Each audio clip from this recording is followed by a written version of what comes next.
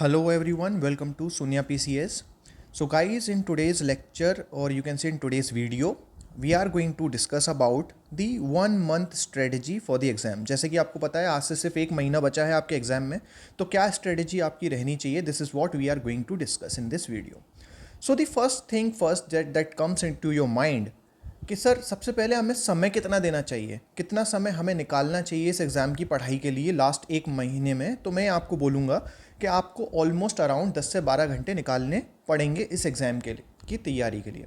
देखिए, जब हम पढ़ते हैं हमें पता है कि जब हम प्रिपरेशन करना स्टार्ट करते हैं तो बोलते हैं कि आप 6 to 7 आवर्स डे में पढ़ो या 5 आवर्स पढ़ो, लेकिन क्योंकि अभी हाई टाइम है तो आपको ऑलमोस्ट 10 से 12 घंटे, और इवन जब एग्ज़ाम आने को होगा एक हफ्ते पहले आपको हो सकता है कि 15 घंटे तक आपको स्ट्रेच करना पड़ेगा फॉर दिस एग्ज़ाम, क्योंकि सब्जेक्ट्स ज़्यादा हैं, रिवीजन बहुत ज़्यादा है इसलिए.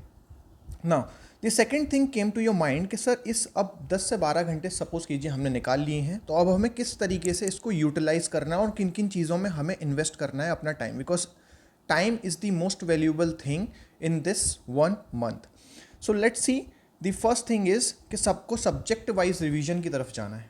हर सब्जेक्ट को आपको ऑलमोस्ट 6 to 7 आवर्स देने हैं. बेसिकली मैंने यहाँ पे 6 आवर्स ही निकाला है, तो हर सब्जेक्ट को आपको 6 आवर्स देने हैं और इसको एक एक करके कंप्लीटेरिटी की तरफ लेके जाइए. देखिए, हर एक सब्जेक्ट आपको ज़्यादा से ज़्यादा 1 से 2 दिन में रिवाइज हो जाना चाहिए, बिकॉज क्योंकि अभी आप इससे पहले सारे सब्जेक्ट पढ़ चुके होंगे. Now there is nothing new to you, so do not invest more than 6 to 12 hours. Like 2 दिन से ज़्यादा आप इन्वेस्ट मत कीजिए, आपको उसको रिवाइज करना होगा, राइट. अब उसके बाद जो बचा हुआ टाइम है उसको कैसे यूटिलाइज करना है तो ये भी देख लेते हैं. देखिए, सबसे पहली चीज़ कि आपको जो 2 घंटे हैं वो करंट अफेयर के लिए निकालने हैं अपार्ट फ्रॉम दिस 6 आवर्स, तो आपके हो गए टोटल 8 आवर्स. तो 2 घंटे आपको करंट अफेयर पढ़ना ही पढ़ना है. क्यों करंट अफेयर वैल्यूएबल है ये मैं अभी आपको थोड़ी देर में बताऊंगा. अब इसके बाद आती हैं चीज़ें कि भाई 2 घंटे बाकी हमें और क्या करना है, हमें करना है घटना चक्र. ठीक है, जो भी स्टूडेंट्स जो भी विजय लेके पढ़ रहे हैं या रथ कोर्स लेके पढ़ रहे हैं यूपीपीसीएस के लिए सुनिया का, उनको ज़रूरत नहीं है क्योंकि उसमें ऑलरेडी पीवाईक्यूज़ कवर्ड है, मैंशनड है. लेकिन अगर आपने नहीं लिया है तो कोई परेशानी की बात नहीं है, आप घटना चक्र ज़रूर पढ़िए. ठीक है, तो ये काम आपको डेफिनेटली करना है. 2 घंटे घटना चक्र पढ़ना है. जैसे कि आपने देखा होगा कई सारे टीचर्स आपको ये बताते होंगे कि हर साल 5 से 7 क्वेश्चन, इवन 10 क्वेश्चंस आपके पीवाईक्यूज़ से आते हैं. तो यही चीज़ को ध्यान में रखते हुए हमें ये चीज़ को कवर करना है घटना चक्र के थ्रू. नाउ आफ्टर दैट एक काम जो सबसे ज़्यादा इंपॉर्टेंट है वो ये है कि लास्ट 1 मंथ में आपको from top bottom left right हर जगह से आपको सिर्फ क्वेश्चंस ही क्वेश्चंस लगाने होते हैं. ठीक है, तो आपको हर दिन एक मॉक टेस्ट तो देना ही देना है. That's make your complete day, like 12 hours इस तरीके से आपके कंप्लीट होंगे कि आपको एक मॉक टेस्ट डेली देना है. 100 से 150 क्वेश्चन आपको डेली लगाने हैं, क्योंकि यही क्वेश्चन से ही आपको चीज़ें रिवाइज करेंगे, आपको रिमेंबर रहेंगी और आप वहाँ एग्ज़ाम में जाके प्रोड्यूस कर पाएंगे.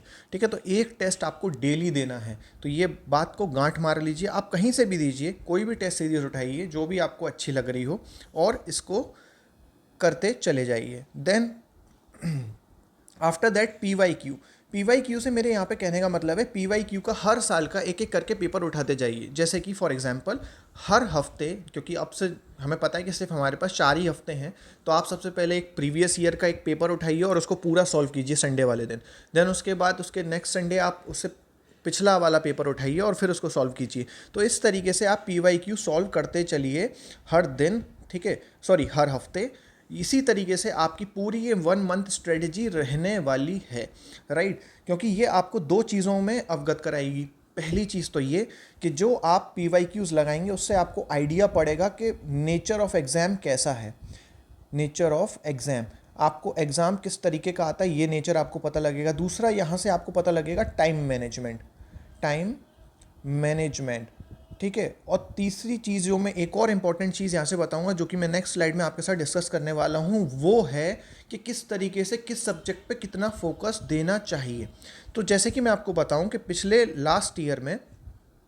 ईयर में आपका जो क्वेश्चन पेपर आया था उसका नेचर कैसा था. बेसिकली सबसे ज़्यादा क्वेश्चन अराउंड अराउंड 35 क्वेश्चंस आपके आए थे करंट अफेयर से, और ये ऑलमोस्ट 30 to 32 35 इतना ही वेरी करता है. राइट, इतना ये वेरी करता है।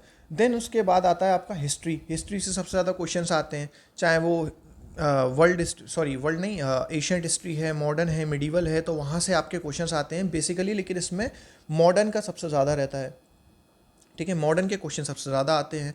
देन उसके बाद साइंस से क्वेश्चन आते हैं, राइट, ऑलमोस्ट 30 के अराउंड ये साइंस से भी क्वेश्चन आते हैं, 25 to 30 इतना इसका रहता है almost. Then geography, then polity, और ये मैं आपको बात कर रहा हूँ 2022 की, right. Then economy and environment, then last में स्कीम्स, और सबसे लास्ट में यूपी स्पेशल। तो जितने भी लोग अभी इतना एकदम यूपी यूपी यूपी पढ़ना है, यूपी की हिस्ट्री पढ़नी है, यूपी की इकोनॉमी पढ़नी है, थोड़ा थामो। आप ये देखो कि हर साल इसके कितना क्वेश्चंस आ रहे हैं, हार्डली 4 to 6 क्वेश्चंस, और इवन इससे भी कम। ये डिक्लाइनिंग ट्रेंड पे है। दो मैं मानता हूँ कि हो सकता है कि अभी जब आप एग्ज़ाम देने जाएं उसमें हो सकता है कि ज़्यादा क्वेश्चंस आ जाएं, बट स्टिल जो प्रीवियस ट्रेंड आता आ रहा है, चलता चला आ रहा है, उसके हिसाब से आपको ये सीक्वेंस फॉलो करना चाहिए अपने रिवीजन में, राइट। करंट अफेयर के लिए हमने 2 घंटे हम डेली निकाल ही रहे हैं। देन आपको हिस्ट्री पढ़ना है, देन आपको साइंस पढ़ना है, ज्योग्राफी, पॉलिटी, और उतना ही ज़्यादा टाइम आपको दोबारा रिवीजन में इसी सीक्वेंस में इनको डिवोट करना है।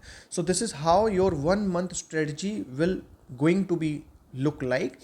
सो इसको नोट डाउन कर लीजिए, अच्छे से लिख लीजिए, राइट। और कोई भी आपको अगर क्वेरीज हों तो do write us on our WhatsApp channel, okay. So stay tuned with the Sunya PCS for better learning. Thank you.